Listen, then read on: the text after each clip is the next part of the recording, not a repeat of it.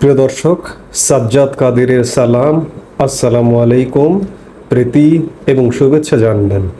এই মুহূর্তে আপনাদের সামনে কথা বলতে এসেছি ডক্টর ইউনূসের লন্ডন সফরকে ঘিরে কি ঘটতে যাচ্ছে এই প্রসঙ্গটা নিয়ে আপনাদের সামনে কথা বলবো। আপনারা জানেন যে ইতিমধ্যে বাংলাদেশের অন্তর্বর্তীকালীন সরকারের প্রধান উপদেষ্টা ডক্টর মোহাম্মদ ইউনূসের লন্ডন সফর শিডিউল হয়ে গেছে। আগামী 9 জুন তিনি লন্ডনের উদ্দেশ্যে ঢাকা ত্যাগ করবেন 4 দিনের সফরে। এটি তার 11তম সফর, 11তম মাসে 11তম সফর। পৃথিবীর কোনো সরকার প্রধান বা রাষ্ট্রপ্রধানের রেকর্ড সফর। এবং এই সফরটি 4 দিনের, আমি যেটি বললাম, তিনি 9 জুন ঢাকা ত্যাগ করবেন এবং 13 জুন লন্ডন থেকে বাংলাদেশের উদ্দেশ্যে রওনা দিয়ে 14 জুন বাংলাদেশে পৌঁছাবেন। 4 দিনের সফরে তিনি 12 জুন ব্রিটিশ রাজা তৃতীয় চার্লসের কাছ থেকে সম্মানজনক কিংস চার্লস হারমোনি অ্যাওয়ার্ড গ্রহণ করবেন। মূলত এটি তার সফরের মূল উদ্দেশ্য। এবং সফরকালে তিনি ব্রিটিশ প্রধানমন্ত্রী কেয়ার স্টারমার, বিরোধী দলীয় নেতা কেমি বার্ডেনক, ব্রিটিশ পার্লামেন্টের স্পিকার, কমনওয়েলথ ও আইএমও এর মহাসচিবের সঙ্গে সাক্ষাৎ করতে পারেন বলে জানা গেছে। তবে লন্ডন সফর নিয়ে বিশেষ করে বাংলাদেশের রাজনীতি, তিনি একটা অ্যাওয়ার্ড গ্রহণ করবার জন্য যাচ্ছেন, বাংলাদেশের রাজনীতি কিন্তু নতুনভাবে মোড় নিচ্ছে, নতুন ঘুরপাক খাচ্ছে লন্ডন সফরকে কেন্দ্র করে। প্রথমত, লন্ডন সফরকে কেন্দ্র করে একটি খবর চাউর হচ্ছে যে বাংলাদেশ জাতীয়তাবাদী দল বিএনপির ভারপ্রাপ্ত চেয়ারম্যান দীর্ঘ 17 বছর যাবৎ লন্ডনে নির্বাসিত জীবনযাপন করছেন। সরকারের তরফ থেকে বিএনপির সাথে যোগাযোগ করা হচ্ছে যে তারেক রহমান এবং ডক্টর মোহাম্মদ ইউনূসের একটা বৈঠক অনুষ্ঠান করা যায় কিনা। বিএনপির অবশ্য এ ব্যাপারে শর্ত আছে যে বৈঠক হবে, সেক্ষেত্রে নির্বাচনের রোডম্যাপ ঘোষণা করতে হবে ইত্যাদি বিভিন্ন শর্তের বেড়াজাল আছে।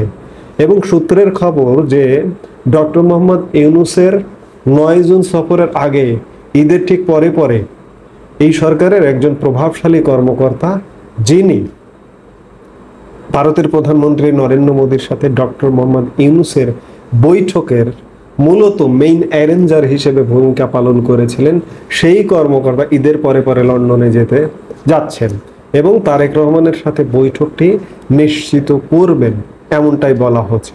আবার বিএনপি কিন্তু এই কর্মকর্তার উপরে খানিকটা ক্ষুব্ধ। আমি নামটা খোলাসা করেই বলি যে জাতীয় নিরাপত্তা উপদেষ্টা খলিলুর রহমান গত 21 মে তারিখে এক বক্তব্যে নিজের নাগরিকত্ব প্রসঙ্গে প্রশ্ন আসলে তিনি বলেছিলেন যে তারেক রহমানও তো তাহলে বিদেশি নাগরিক।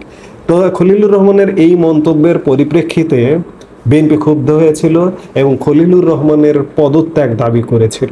সেই জায়গা থেকে লন্ডনে গিয়ে খলিলুর রহমান বিএনপির সাথে বা তারেক রহমানের সাথে ডক্টর মোহাম্মদ ইউনূসের বৈঠক অ্যারেঞ্জটা কতদূর করতে পারবেন, কিংবা সরকারের তরফ থেকে ডক্টর মোহাম্মদ ইউনূসের তরফ থেকে তারেক রহমানের সাথে বৈঠকটি এখনো পর্যন্ত হবে কিনা সেটি নিশ্চিত নয়। বিএনপির সাথে আপনি যত যাই বলুন না কেন, একটা ঝামেলা আছে। ঝামেলাটা এই যে আজকে আওয়ামী লীগ সরকারের পতনের 1 বছর প্রায় হতে চলল। আমরা 11তম মাসে কথা বলছি। জুলাই মাস হবে এই সরকারের বা আওয়ামী লীগ সরকারের পতনের 12তম মাস এবং এই সরকারের 12তম মাস, মানে 1 বছর পূর্ণ হয়ে যাবে জুলাই মাসে। সেই জায়গায় 1 বছর পূর্ণ হতে চলেছে, তারেক রহমান আজও পর্যন্ত দেশে ফিরতে পারছেন না। তারেক রহমানের এই মুহূর্তে কোনো মামলা নেই, সকল মামলা থেকে খালাস হয়ে গেছে। বিএনপির কোনো তৃতীয় বা দ্বিতীয় মধ্যম শ্রেণীর কেন্দ্রীয় নেতাও বলতে পারে না, এমনকি মূল নেতৃত্বও বলতে পারে না যে তারেক রহমান আসলে কবে ফিরবেন। এই লন্ডন সফরের পর কি ডক্টর মোহাম্মদ ইউনূসের সাথে তারেক রহমানের যদি বৈঠক হয়, তাহলে কি তারেক রহমানের দেশে ফেরার যে জটিলতা, দেশে ফেরার সিগন্যালটাকে মিলবে, কিংবা তারেক রহমানের ফেরাটা কি আরো অনিশ্চিত হয়ে যাবে? এরকম নানান প্রশ্ন ঘুরপাক খাচ্ছে।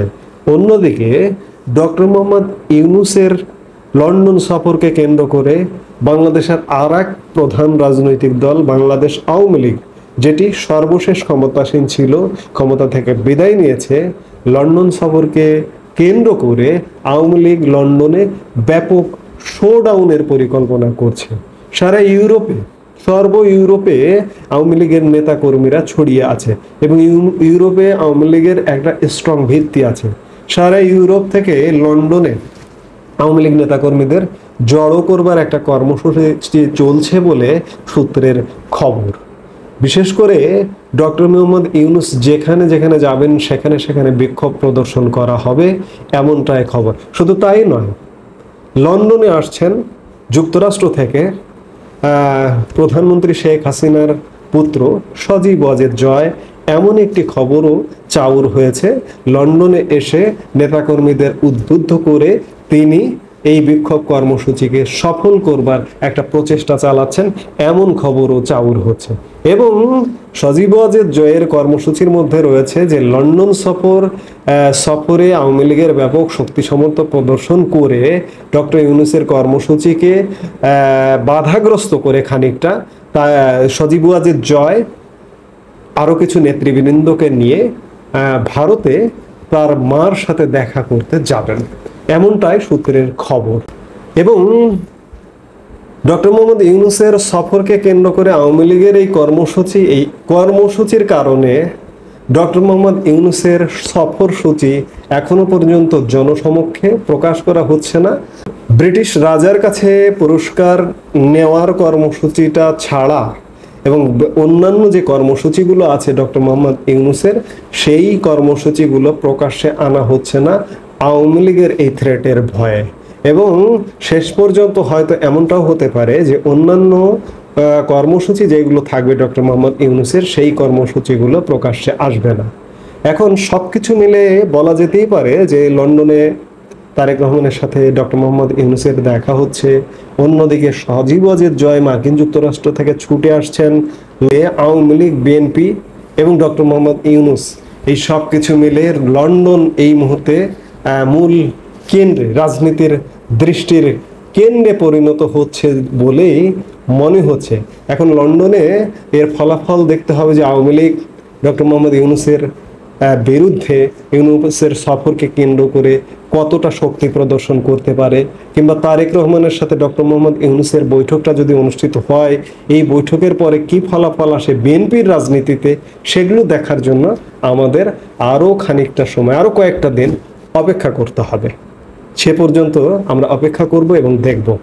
এই মুহূর্তে এ পর্যন্তই। সবাই ভালো থাকুন, সুস্থ থাকুন। আমাদের ভিডিওগুলো নিয়মিত পেতে সাবস্ক্রাইব করুন Sajjad Kadir and the legends YouTube channel এবং লাইক, কমেন্ট, শেয়ার করে সাথে থাকুন।